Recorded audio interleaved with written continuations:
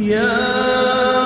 أيها المزمل قم الليل إلا قليلا نصفه أو انقص منه قليلا أو زد عليه ورتل القرآن ترتيلا إنا سنلقي عليك قولا ثقيلا إن ناشئة الليل هي أشد وطئا وأقوم قيلا إن لك في النهار سبعا طويلا واذكر اسم ربك وتبتل إليه تبتيلا رب المشرق والمغرب لا إله إلا هو فاتخذه وكيلا واصبر على ما يقولون واهجرهم هجرا جميلا وذرني والمكذبين أولي النعمة ومهلهم قليلا إن لدينا أنكالا وجحيما وطعاما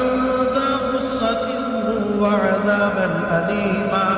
يوم ترجف الأرض والجبال وكانت الجبال كثيبا مهيلا إنا أرسلنا إليكم رسولا شاهدا عليكم كما أرسلنا إلى فرعون رسولا فعصى فرعون الرسول فأخذناه أخذا وبيلا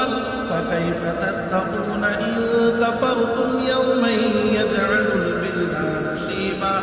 السماء منفطر به كان وعده مفعولا إن هذه تذكرة فمن شاء اتخذ إلى ربه سبيلا إن ربك يعلم أنك تقوم أدنى من ثلثي الليل ونصفه وثلثه وطائفة من الذين معك والله يقدر الليل والنهار علم أن لن تحصوه فتاب عليكم فاقرؤوا ما تيسر من القرآن علم أن سيكون منكم مرضى وآخرون يضربون في الأرض يبتغون من فضل الله وآخرون يقاتلون في سبيل الله فاقرؤوا ما تيسر منه وأقيموا الصلاة وآتوا الزكاة وأقرضوا الله قرضا حسنا وما تقدموا لأنفسكم من خير تجدوه عند الله هو خيرا